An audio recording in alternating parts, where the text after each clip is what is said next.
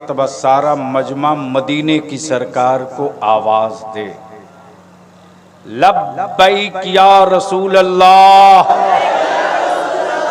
जोर से बोल, लब्बैक या हबीब अल्लाह, अल्लाहुम्मा लब्बैक या रसूल अल्लाह। अल्हम्दुलिल्लाहि रब्बिल आलमीन वल आक़िबतु लिल मुत्तक़ीन वस्सलातु वस्सलामु अला सय्यदिल मुरसलीन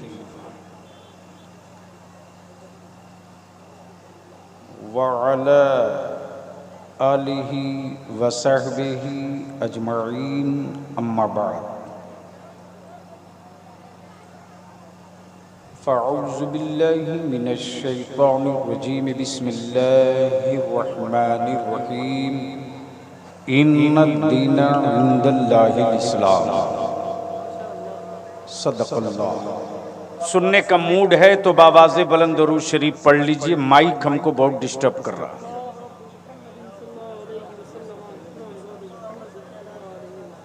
मैंने दुरूद शरीफ पढ़ने को कहा, थोड़ी कम कर दो बाबू। कोई ज़रूरी नहीं कि तुम्हारा सब चोंगा चले, वैसे चल नहीं रहा है।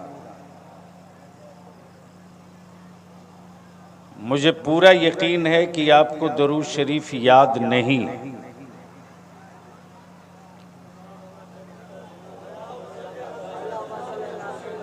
जितना बड़ा मजमा है, इतने बड़े मजमे में तो दुरूद शरीफ की सदा ऐसे बुलंद होनी चाहिए जैसे मधुमक्खियों के खोते में कोई पत्थर मार दे।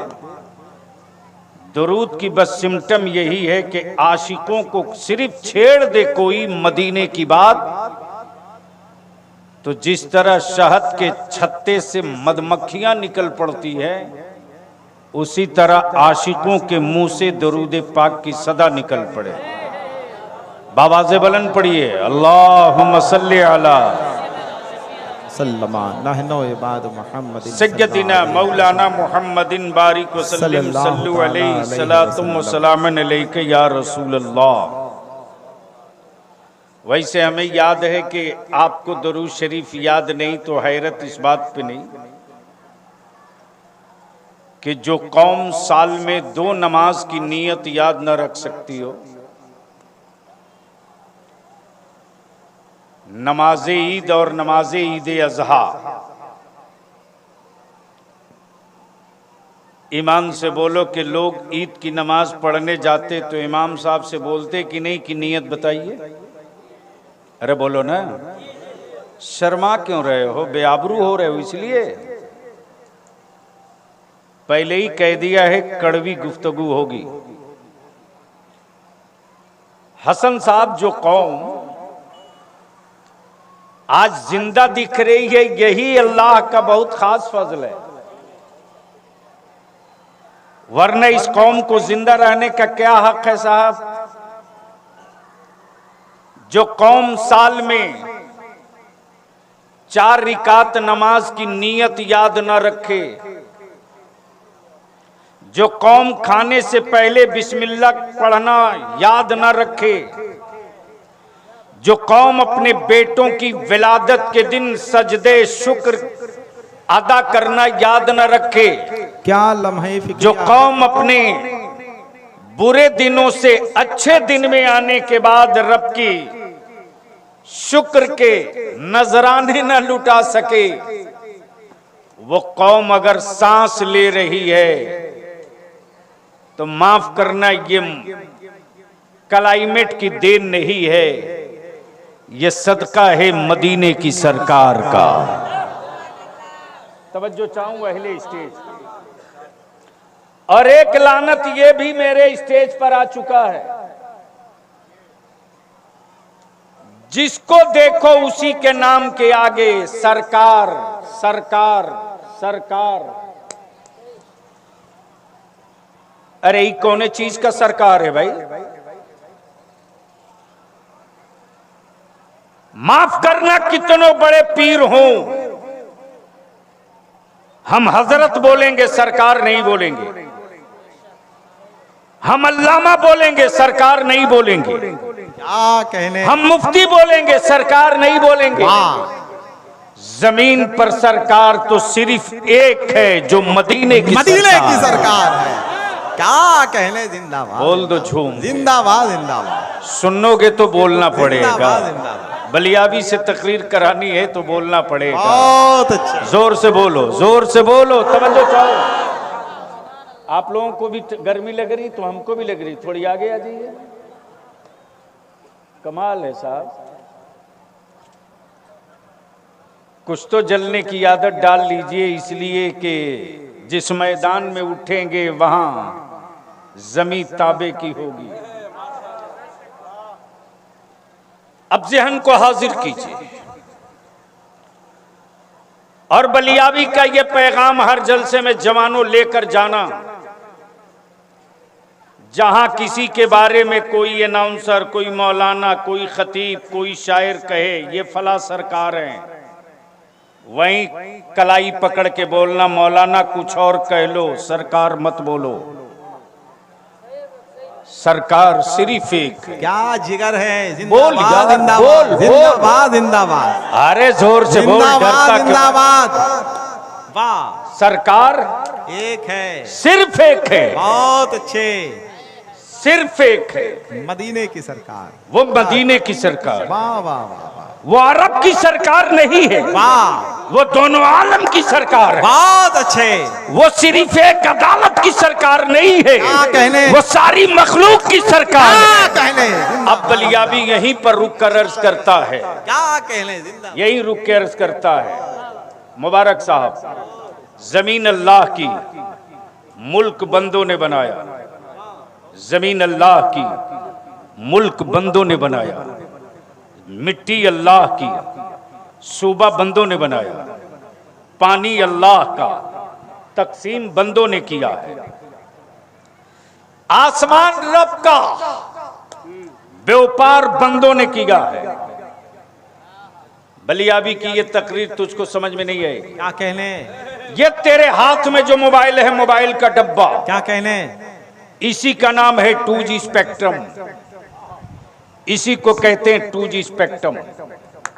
और ये वही 2G स्पेक्ट्रम है जो जमीन और आसमान के बीच में सूरज के शुआओं के किरणों के जरिए, आवाजों को चिप्स के जरिए कैच करके एक जगह से दूसरी जगह ट्रांसफर करता है। अल्लाह के आसमान को हमने नहीं बेचा, हुक्मरानों तुमने बेचा है। जमीन रब की, सरहदें बंदों ने बनाई, बंदे रब के, तकसीम बंदों ने किया है। बंदे रब के, बंटवारा बंदों ने किया है। जमीन रब की, मुल्क बंदों ने बनाया। अब बलियाबी यही रुक के कहता है किसी मुल्क के हुक्मरान के कलेजे में दम, जो अपनी हुकूमत का एक फैसला किसी जानवर से मनवा ले। क्या कहने, क्या कहने, जिंदाबाद जिंदाबाद जिंदाबाद जिंदाबाद। बोलो बोलो, अरे जोर से बोलो, तकबीर। अरे हाथों को उठाइए, नारे तकबीर, नारे रिसालत, अजमते मजहब इस्लाम। क्या कहने, जिंदाबाद जिंदाबाद। अमेरिका सुपर पावर है, जरूर हो सकता है, यकीनन हो सकता है, इसलिए कि उसको नशा और गुरूर है एटमी प्लान पर, एटमी हथियार पर, अपनी मिसाइलों पर, अपनी टेक्नोलॉजी पर, अपने पावरफुल इख्तियार पर। लेकिन बलियाबी कहता है अकल के टुवरो, तेरी हुकूमत का कोई फैसला जानवर मान ले, अब तक तारीख में नहीं मिला। क्या कहने, लेकिन कुर्बान जा, ये हुकूमत का फैसला है। आदमी मानने ना मानने कोई गारंटी नहीं, लेकिन वो मदीने की सरकार का फैसला है कि जब एक जानवर आता है तो वो यही कहता, या रसूल अल्लाह मेरे बच्चों को छोड़ा दीजिए, मैं दूध पिलाकर अपने बच्चों के साथ वापस आ। जिंदाबाद जिंदाबाद जिंदाबाद जिंदाबाद जिंदाबाद। अल्लाहु अकबर, या रसूल अल्लाह। जिंदाबाद जिंदाबाद जिंदाबाद जिंदाबाद जिंदाबाद जिंदाबाद जिंदाबाद जिंदाबाद। अब बलिया भी यही रुक के अर्ज करता, क्या अच्छा दुनिया में एक से एक बड़े महारथी लोग हैं। बलियाबी तो दो टुक कहता है, मेरे पास कई खुदा नहीं सिर्फ एक खुदा है। मेरे पास कई सौ खुदा नहीं सिर्फ एक खुदा है, और वो भी ऐसा खुदा है जो पैदा होता नहीं पैदा फरमाता है, जो खाता नहीं है सबको खिलाता है, जो मरता नहीं है सबको मौत अता करता है।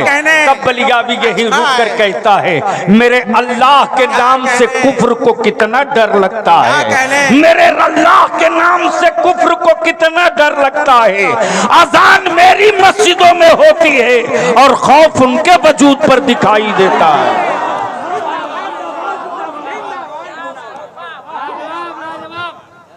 क्या कहने क्या कहने। 35 करोड़ माबूद रहकर खौफ में जी रहे हैं।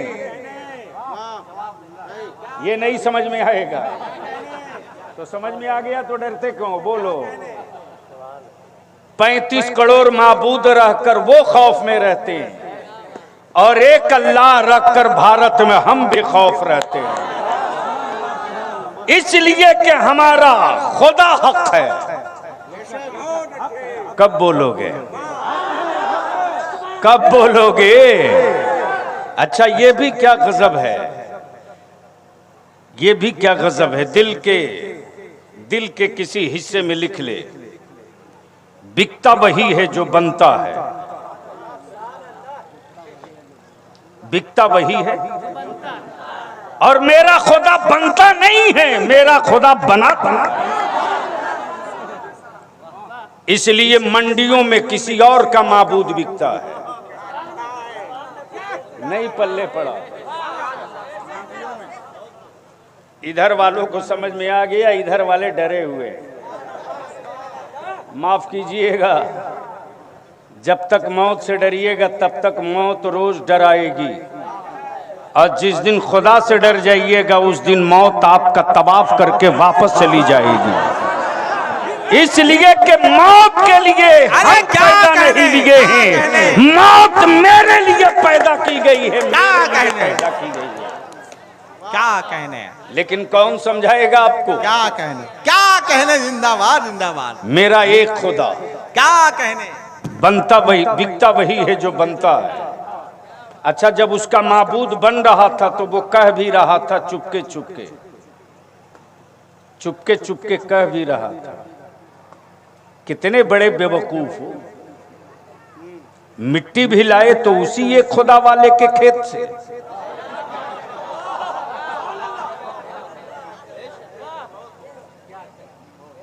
मिट्टी भी लाए तो उसी एक खुदा वाले के खेत से। अपुआल भी लाए तो वो भी बिल्कुल घटिया किस्म का, और बांस भी लाए तो कब्रिस्तान का रिजेक्ट किया हुआ। मैं अपनी कौम के शहजादों से कहूंगा, अपनी छाती मजबूत कर, डर मत। इस वक्त पूरी दुनिया रिसर्च कर रही है भारत के ईमान वालों की हिम्मत पर। इस वक्त पूरा कुफ्र तहकीक कर रहा है भारत के ईमान वालों के सब्र पर। और इस वक्त पूरी यहूदी लॉबी बेचैन है, पूरी यहूदी लॉबी बेचैन है।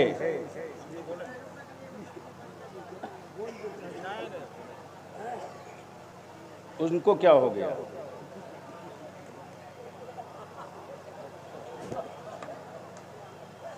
यानी हर तरह का आइटम जलसे ही में आता है।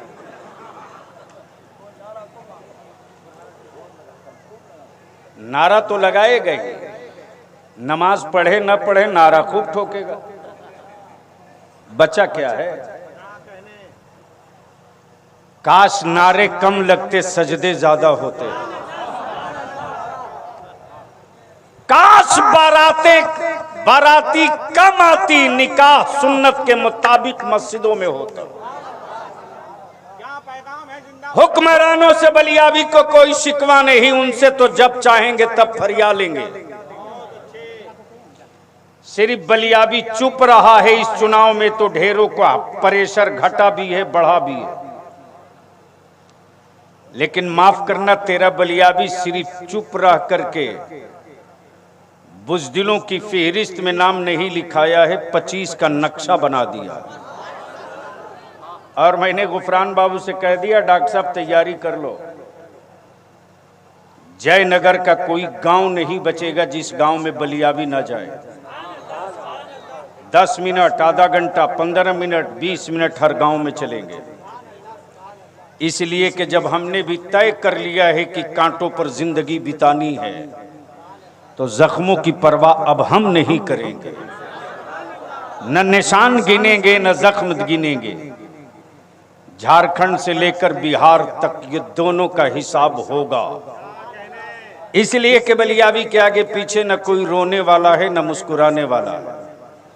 बस दिल में एक ही दर्द है कि तुम रहो न रहो, आने वाले दिनों में तेरी नस्लें सीना ठोक के कहें कि हम नबी वाले थे, नबी वाले हैं, नबी वाले रहे। तब ईमानदारी से बोल, अगर लड़ाई छेड़ दी जाए तो साथ दोगे कि नहीं दोगे? चारों तरफ से आवाज आनी चाहिए। अगर तेरे बेटों के मुस्तकबिल की जंग छेड़ूं तो साथ दोगे कि नहीं दोगे? अगर बलियाबी के पास जेब में पैसे ना हो तो गाड़ी में डीजल दोगे कि नहीं दोगे? अगर कह दे कि चलो निकल चलो पटना, एक मर्तबा दिखा दो टोपी और नबी की इज्जत का झंडा, निकलोगे कि नहीं निकलोगे?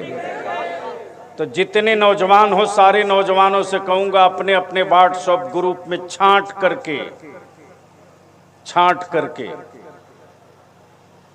करके संजीदा, सेंसिटिव, सेंसियर, 3 जुमले, संजीदा, सेंसिटिव, सेंसियर, समझे? यानी बिल्कुल समंदर की तरह संजीदा। तुमको जो कहना हो कहो, सुनाई नहीं देता, हमको अपना मिशन दिखाई देता। ये हुआ संजीदा। और सेंसिटिव तो तेरे बदन में है। अचानक अगर तेरी आंख पर चींटी सवार हो जाए तो हाथ को नहीं कहना पड़ता है कि आंख पर ले जा, हाथ खुद ब खुद पहुंच जाए। अच्छा ईमान से बोलो, अगर कोई डंडा मारता है तो आपका हाथ जेब में रहता है कि कहां रहता है? आए? जिधर से डंडा आता है हाथ फितरी तौर से उधर जाता है। सर बचा लो, जिस्म का हिस्सा टूटेगा फिर देखेंगे। तो जिस तरह सर बचाने के लिए हाथ आगे आता है। बस यहीं रुक कर एक बात अर्ज कर, फितरत है हसन साहब, फितरत है। सर बचाने के लिए बंदे का हाथ आगे आया है, और दीन बचाने के लिए भी हुसैन का हाथ आगे गया है। और तारीख ने यही लिखा,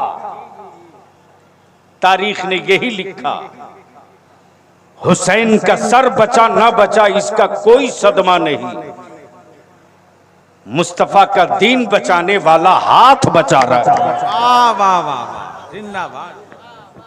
मुस्तफा का दीन बचाने वाला हाथ बचा रह गया। मेरे अजीज, इस वक्त पूरी दुनिया में इसी पर बहस हो रही है। हमारे हलक पर उंगली रखने के लिए किसी ने कोई कसर नहीं छोड़ी। लेकिन मुसलमान, तेरे सब्र और तेरी खामोशी ने जमाने को वहां लाकर खड़ा कर दिया है कि भारत का इंसान अब हिसाब लेने लगा है। हम चुप रहे, जमाना हिसाब ले रहा है। हम सब्र किए, दुनिया हिसाब ले रही है। हम खामोश रहे, मुल्क हिसाब ले रहा है। लेकिन सिर्फ एक काम अगर कर लेते ना, सिर्फ एक काम। बरसों से बलियावी चीख चिल्ला रहा है, अब भी अगर होश में नहीं आए तो मरो, चिल्लाओ मत। अब भी अगर होश में नहीं आए तो मरो, चीखो मत। अब भी अगर होश में आए हो तो पिटो, शोर क्यों मचाते हो? जो कौम खुद को जीने के लिए जिंदा रहेगी, वो कीड़ों के कब्रिस्तान में दफन होगी।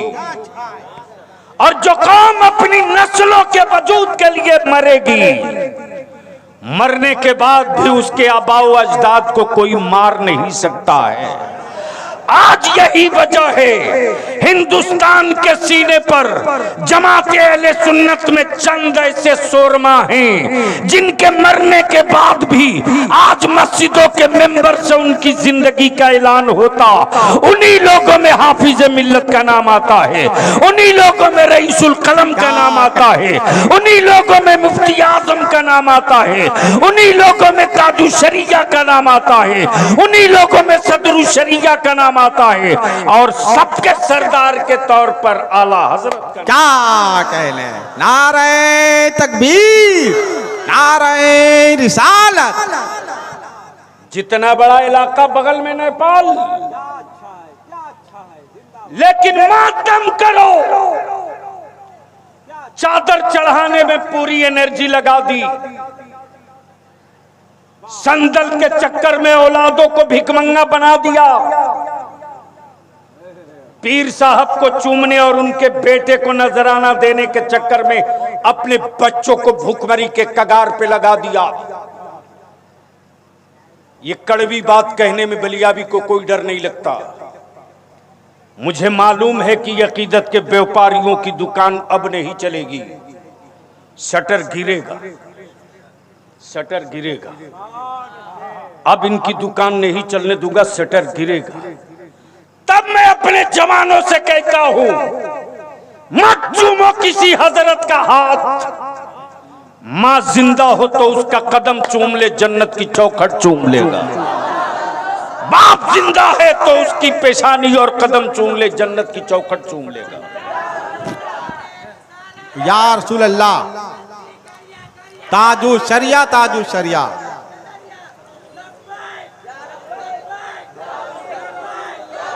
जोर से, जोर से, जोर से, लब्बैक, लब्बैक, लब्बैक या रसूल अल्लाह। हाथों को उठाए, लब्बैक, लब्बैक, चारों तरफ से लब्बैक या रसूल अल्लाह। मेरे अजीज, मेरे अजीज, बोझ बनकर जियोगे तो ठोकर मारे जाओगे, जरूरत बनकर जियोगे तो कांधे पर चढ़कर सवार होकर घूमोगे। फैसला तुझको करना है कि बोझ बन के जिंदा रहना चाहते हो या जरूरत बनकर जिंदा रहना चाहते हो।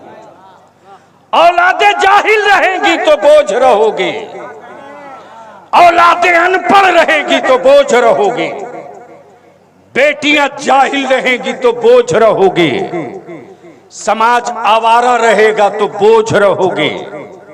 और ये भी सुन लो, ये जितना नौजवान पार्टी लोग हो, ये जो बाप के पैसे से खरीदा हुआ मोबाइल लेके जो घूमकर हीरो बन रहे हो, बंद करो।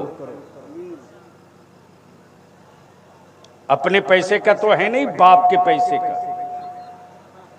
और डॉक्टर साहब, मेरी कौम मौलाना हसन कितनी झूठी कौम हो गई। बेटे को 20,000 रुपये का स्मार्टफोन दिलाने के लिए बाप कभी गरीब नहीं है। बोलो सही है क्या गलत? जोर से बोलो ना। 10,000 रुपये का मोबाइल दिलाने में कहीं गरीब नहीं। लेकिन अगर वही इमाम की तनख्वाह हर महीने 100 रुपया देना हो तो धरती पर इससे बड़ा गरीब कोई हो ही नहीं सकता। बोलो सही है क्या गलत? जोर से बोलो सही है क्या गलत?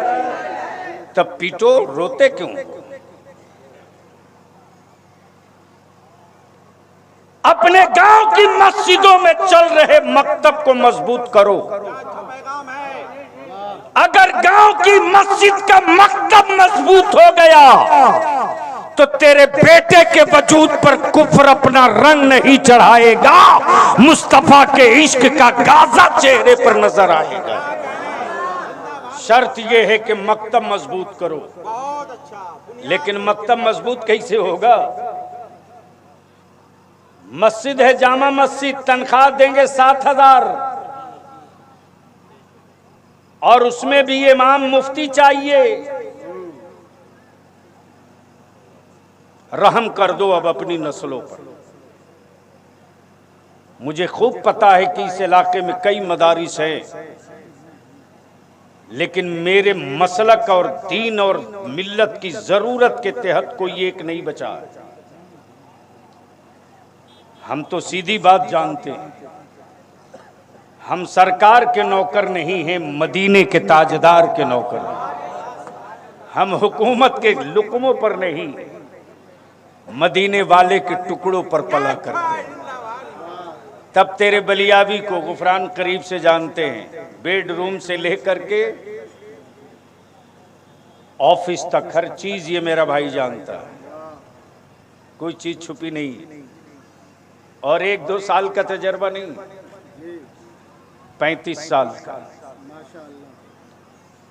किसी को परखना हो तो हफ्ता 10 दिन में परख लो, या किसी के बारे में खूब सही जानकारी लेनी हो तो 24 घंटा साथ में रहकर सफर कर लो, सब दूध का दूध पानी का पानी हो जाए। जब इन्होंने मुझसे कहा जलसे की तारीख दीजिए, मैंने कहा दोबारा मत फोन कीजिएगा मधुबनी में जलसे की तारीख के लिए।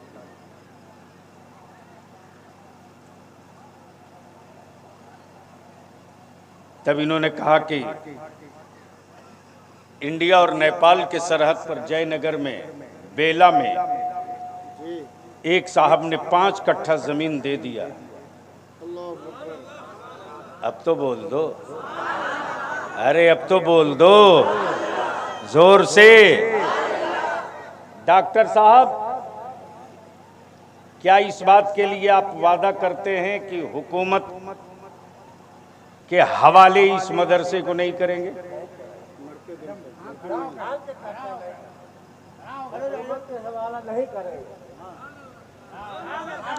अब तो नारा लगा के इस्तकबाल करो।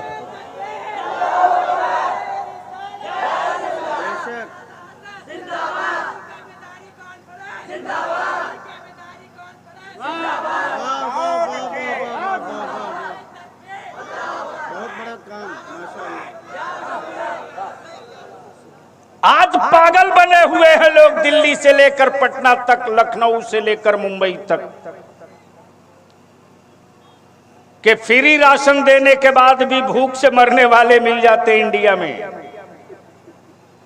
लेकिन आज तक किसी मदरसे का कोई गरीब बच्चा भूख से क्यों नहीं मरा? बेचैनी बहुत है कि आखिर इन मदरसे में पढ़ने वाले गरीब क्यों नहीं मरते भूख से? बलियावी कहता माफ करना, माफ करना। आज भी मेरी मां, बहन, बेटी और जवानों में गैरत जिंदा है। सिर्फ मस्जिद के मिनारे से ऐलान हो जाए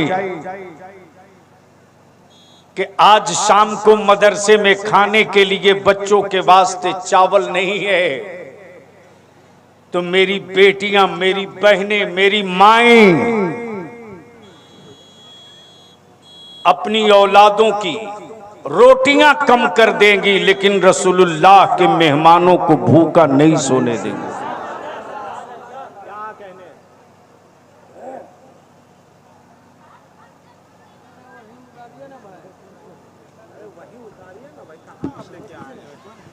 वहीं उतारिए।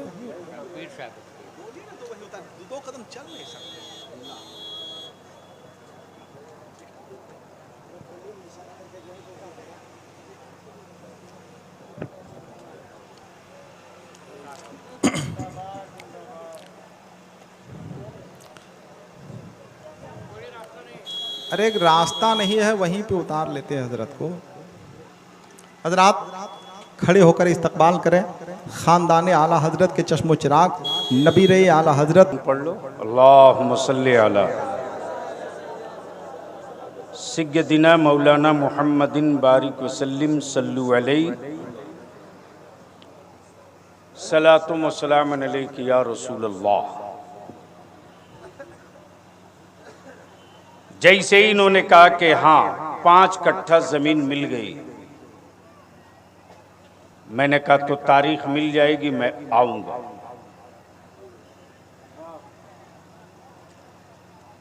आने के बाद पहला सवाल मेरा यही हुआ कि जमीन मिली कि नहीं। डॉक्टर साहब ने कहा जमीन मिल चुकी और कल संगे बुनियाद रखा जाए। अब मैं आपसे सिर्फ एक बात पूछूं,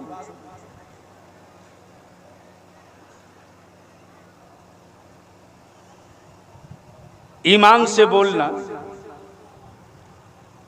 आपके रहने के लिए अगर आपका बाप कोई किसी मकान की बुनियाद डालता है तो आपको खुशी होती है कि नहीं? जोर से बोलो ना। डॉक्टर साहब बाज़ाब्ता नक्शा बनवाइएगा और वो नक्शा नगर से भी पास करा लीजिएगा, इसलिए कि हमें मालूम है कि गरीब वालों के खूने जिगर की कमाई से बने हुए मस्जिदों के मीनारों की ऊंचाई हुक्मरानों को रास नहीं आता। लेकिन थोड़ा सा इंतजार नहीं, 15 जून के बाद मैदान में रहेंगे। अपने को क्या यार, जीने के लिए रब ने बहुत दे दिया मेरे मुफ्ती आजम की अता से। वो कादरी फकीर जो जमशेदपुर में लेटा है ना, जिसका नाम रईसुल कलम है, उसने बहुत पहले कहा था, बेटा तुम लंदन अमेरिका की बात क्यों कर रहे हो? तुम अपना आज देख रहे हो, मैं तेरा कल देख रहा हूं। कल उस डॉक्टर साहब आप भी मकान बनाए होंगे, बनाए ना? ईमान से बोलिएगा, जब मकान बना रहे थे तो पोता तक का ख्याल आपको आ रहा था कि नहीं? कोई भी बाप अपना मकान बनाता है तो बेटे तक का नहीं, पोते तक का हिसाब रखता है। बोलो सही है कि गलत? जोर से बोलो ना। तो मान लो बाप की उम्र 75 साल, उसके बेटे की उम्र भी 75 साल, तो 150 साल आगे देखकर बुनियाद आज डालता है। कल जिस जमीन पर बुनियाद पड़नी है वो 150 साल 200 साल देखकर नहीं, नक्शा बनाइएगा कम से कम 300 साल का।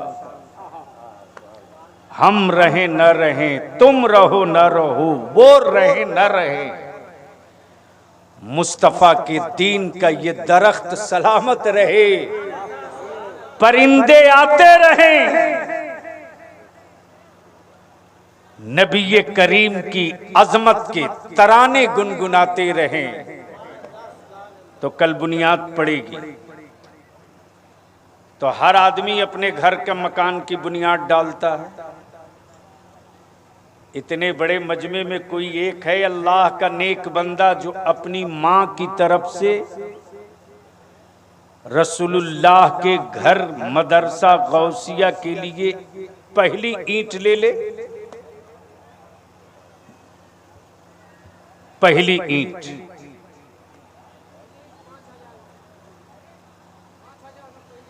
$5,000 में पहली ईंट। नाम बोलिए, लिखिए, कागज ले लीजिए।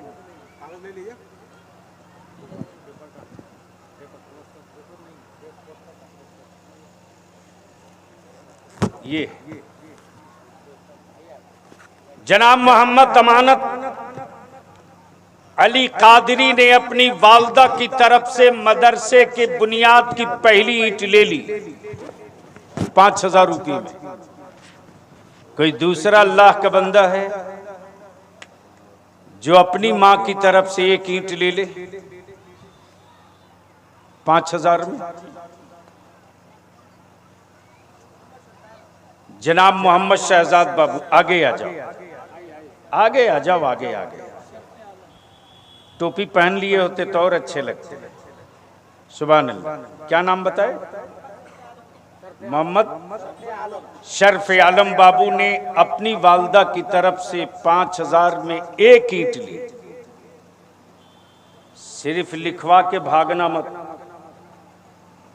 जब हजरत नबीरे आला हजरत जब बुनियाद रखेंगे तो डॉक्टर साहब वहां 500 ईंट अलग से रखिएगा और अपने हाथ से उस खोदे हुए बुनियाद में एक ईंट डालना, इस नीयत से कि ए अल्लाह तेरे महबूब के घर के लिए, तेरे मुस्तफ़ा के दीन के झंडे की बुलंदी के लिए अपनी मां की तरफ से मैं भी एक ईंट रख रहा हूं। मौला ये इमारत सलामत रहे, बच्चे कुरान पढ़ते रहे, मेरी मां को सवाब मिलता। 2 हो गए। कोई तीसरा है अल्लाह का बंदा जिसको अल्लाह ने इस लायक बनाया हो अपनी मां की तरफ से एक ईंट ले ले 5,000 में? कोई एक अल्लाह का बंदा किसी तरफ से जिसको अल्लाह ने इस लायक बना दिया हो?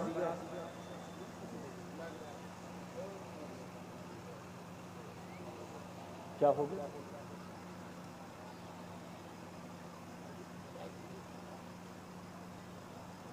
कोई एक ईंट है? इतने बड़े मजमे में कोई तीसरा आदमी नहीं है जो 5,000 में एक ईंट ले ले?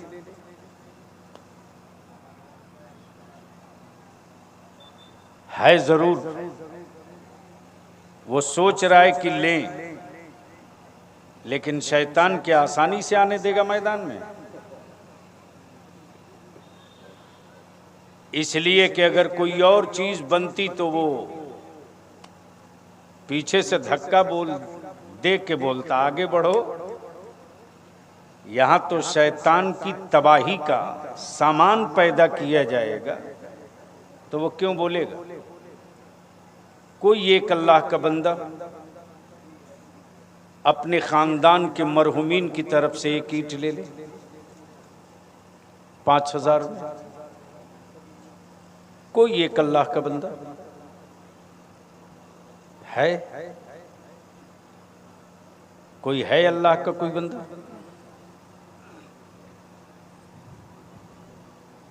अच्छा चलो 5 आदमी मिलकर एक ईंट ले लो 1,000 में।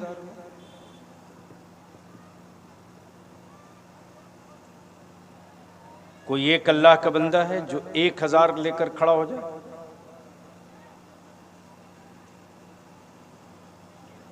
एक 1,000 में कोई एक ईंट? सुभान अल्लाह। आगे आ, तुम भी, अरे आप भी आगे आ जाओ। सुभान अल्लाह। ये 2 बच्चे आए, आगे आ जाइए। इन दोनों की उम्र देख लो। यहीं से जनरेशन चेंज होती।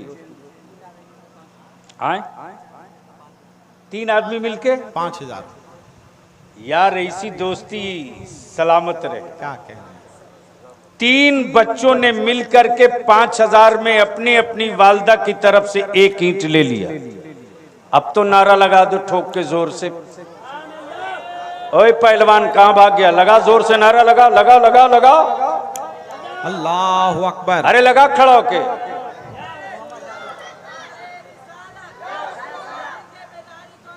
जिंदाबाद ताजु शरिया, ताजु शरिया।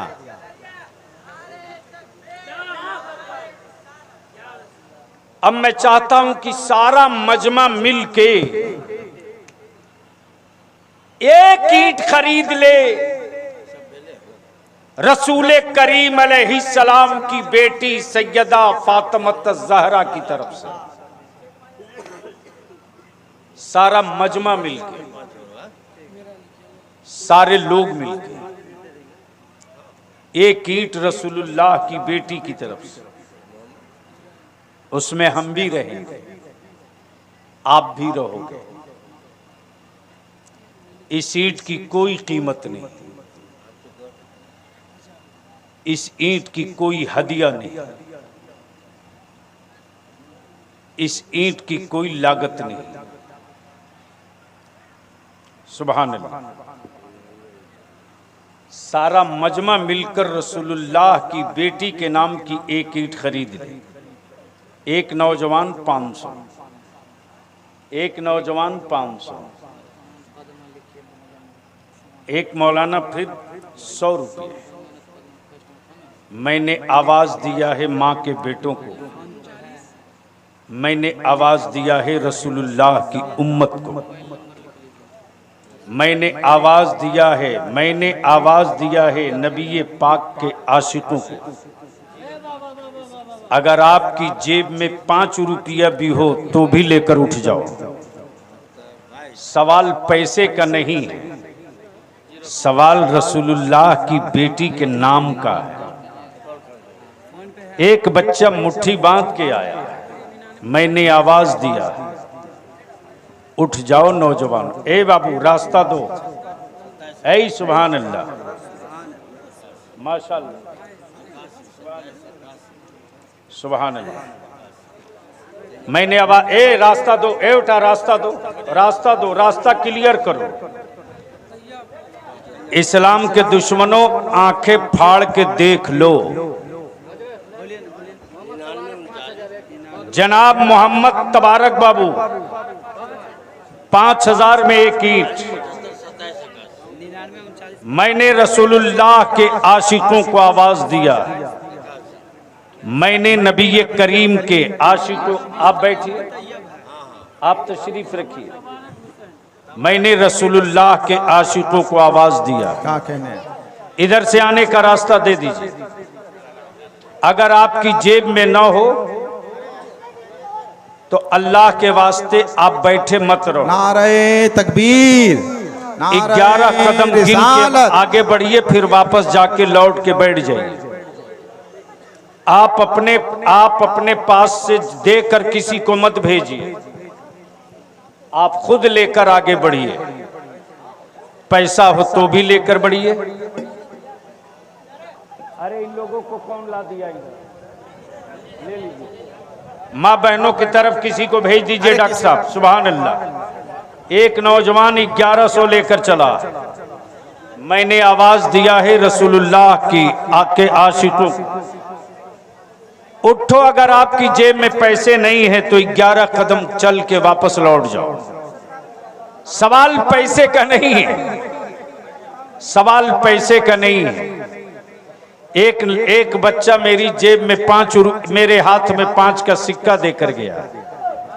सोच, ये 5 रुपये का सिक्का नहीं है, 5 लाख से ज्यादा भारी है। माँ ने कुछ पैसा दिया होगा, बेटा जलसे में जा रहा कुछ खा लेगा, उसमें से भी अपने माँ की तरफ से रसूलुल्लाह की बेटी के नाम पर 5 रुपया लेके चल पड़ा। सवाल पैसे का नहीं, सवाल रसूलुल्लाह की बेटी से गदा फातिमा। आप लोग क्यों आ रही हो? ए छोटे बच्चे गमछा लेके चले जाओ, आप लोग उधर जाओ, औरतें आ नहीं आएंगी, बस उठ जाओ। जेब में पैसे ना हो, 11 कदम चल करके वापस लौट जाइए और ये सोच करके उठिए, ए जमीन तू गवाह बन जा। जिनके पास पैसे हैं वो तेरे महबूब के घर में देने जा रहे हैं। ए अल्लाह, मेरे पास पैसा नहीं है, मैं देने वाले के पीछे पीछे जा रहा हूं, मैं देने वाले के पीछे पीछे जा रहा हूं। कल यही जमीन कयामत के दिन जबान खोलेगी और यही बोलेगी, रब्बे कायनात घर तेरे महबूब का था, पलते तेरे महबूब के मेहमान, बनते वहां इस्लाम के मुबल्लिग। लेकिन रब्बे कायनात तेरी उम्मत का ये गरीब, जिसके पास पैसे तो नहीं थे, लेकिन मैं गवाही देती हूं कि तेरे महबूब की बेटी सैयदा फातिमा के नाम पर ये भी देने वालों के पीछे पीछे चल कर गया था। सुभान अल्लाह। एक साहब नेपाली नोट दिए हैं, अब्दुल जलील साहब। अब हमको पढ़ने में भी टाइम लगेगा, कितना है ये? 500 रुपया। ऐ माशाअल्लाह, सुभान अल्लाह, अल्लाह खूब बरकत दे। ऐ माशाअल्लाह। मोहम्मद शफीक साहब 100 रुपये। सवाल पैसे का नहीं, सवाल रसूलुल्लाह की बेटी की के नाम की बरकतों का है। और जिसके घर उनकी बेटी के नाम की बरकतें आ जाए, दुनिया की कोई ताकत उस घर से बरकत को छीन नहीं सकती है। बस इन्हीं जुमलों के साथ एक आखिरी बात अर्ज कर दूं, गुफ्तगू खत्म हो। फिर इंशाअल्लाह कभी कहीं आए इस इलाके में तो तकरीर होगी। वैसे तो 15 जून के बाद हर गांव का सफर होना तय है। हमने तय किया है हसन साहब 60 विधानसभा बिहार में और 21 विधानसभा झारखंड में।